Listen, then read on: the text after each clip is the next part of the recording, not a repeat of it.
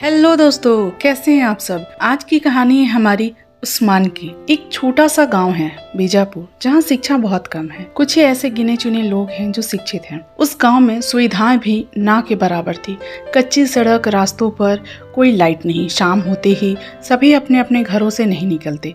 बात आज से 40 साल पहले की है, जहाँ बच्चे पढ़ने कम और जंगलों में जाकर लकड़ी काटना, गाय बैल बकरी चराने का काम किया करते थे। उस टाइम के बच्चों में अल्हड़पन ज्यादा थी। यह कहानी भी एक 10 साल की उस्मान की है, जो बस पूरे दिन गांव में घूमता रहता था।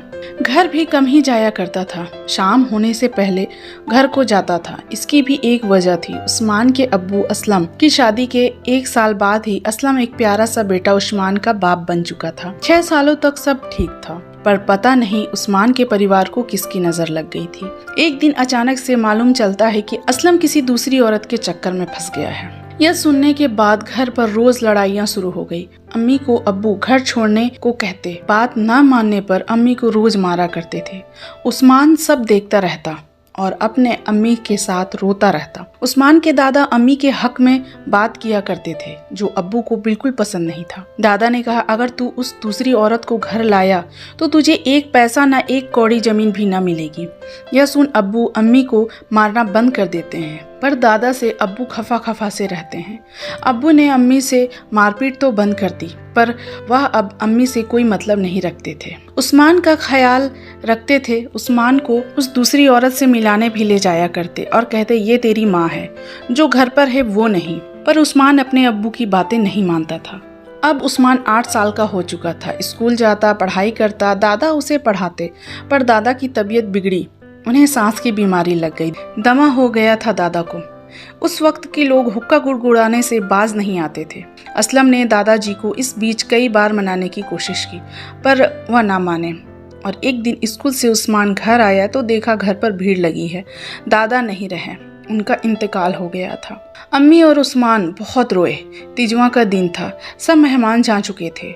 अब्बू आए और अम्मी से बोले, अब तुझे यहाँ रोकने वाला कोई नहीं, यहाँ तेरी कोई जरूरत नहीं। अम्मी को जिसका डर था वो ही हुआ। असलम उस दूसरी औरत को अपने साथ घर ले आए थे। अम्मी ने कहा, अभी बाप को गए ठीक से 3 दिन भी नहीं हुए और आपने अपनी मर्जी दिखानी शुरू कर दी। कुछ तो लिहाज किया होता उनका। असलम कुछ नहीं कहता, बस अपनी पहली बीवी का हाथ पकड़ उसे घर से बाहर निकाल देता है। उस्मान भी माँ का हाथ पकड़ जाने को हुआ, उसे रोक उसकी माँ को घर से बाहर निकाल फेंकता है।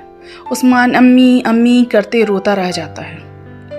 उस दिन से उस्मान की जिंदगी बदल जाती है। माँ बाप होते हुए भी उसे माँ बाप का प्यार नहीं मिल रहा था। दूसरी माँ उसे खाने को नहीं देती थी, घर का काम कराती, स्कूल भेजना भी बंद करा दी। उसे जंगल में गाय बकरी चराने को कहती। उस्मान इसलिए ही पूरा दिन गांव में घूम घूम कर रहता, रिश्तेदारों के घर बैठा रहता। वह लोग भी तरस खाकर खाने को दे दिया करते थे। एक दिन की बात है, बहुत जोर की हवा चल रही थी। गांव में ही बड़ा पुराना आम का पेड़ था। काफी आम भी लगे थे, पके आम गिर रहे थे। पेड़ काफी बड़ा था। पेड़ों के नीचे बहुत छेद, गांव की भाषा में भुड़ू थे। एक बड़ा आम उसमें गिरा। उस्मान आम का काफी शौकीन था। उसने देखा बड़ा सा आम उस भुड़ू में छेद में गिरा। वह खुशी खुशी आम निकालने को उसमें हाथ डाल देता है और थोड़ी ही देर में चीखता हुआ अपना हाथ बाहर खींच लेता है। हाथ बाहर खींचा तो देखा एक बड़ा सा सांप उस्मान की उंगलियों को काटे हुए है। यह देख उस्मान अपने हाथों को जोर से झटकाता है, जिससे वह सांप दूर जाकर गिरता है। उस्मान को दर्द हो रहा था। वह वहां से भागा, पर अपने घर नहीं गया। जाकर भी क्या करता, कोई उसका ख्याल रखने वाला या उसकी सुनने के लिए नहीं था। इसलिए पूरा दिन जंगल में ही था। फिर शाम होते होते अपने दूर के बुआ के घर पहुंचा। वहां जाते जाते उसके पूरे शरीर में सांप के जहर का असर होने लगा था। वो बेहोश होने लगा। बहुत मुश्किल से पता चला कि सांप ने काटा है। असलम को बताया गया तो शहर ना ले जाकर ओझा को बुलाया। कितने तांत्रिक बुलाए, पर 30 किलोमीटर दूर शहर ले जाकर डॉक्टर से नहीं दिखाया। आखिरकार रात होते होते उस्मान ने दम तोड़ ही दिया। असलम को थोड़ी तकलीफ हुई, पर उसके जाने पर रोने वाला कोई भी न था। इस तरह से उस्मान की कहानी खत्म हो गई। दोस्तों, कैसी लगी कहानी? प्लीज़ अच्छी लगी हो तो मेरे चैनल को लाइक शेयर और सब्सक्राइब जरूर करें, जो आप लोग भूल जाते हो। और मुझे अपना प्यार यूं ही देते रहें। मिलते हैं अगली वीडियो में, तब तक के लिए बाय बाय।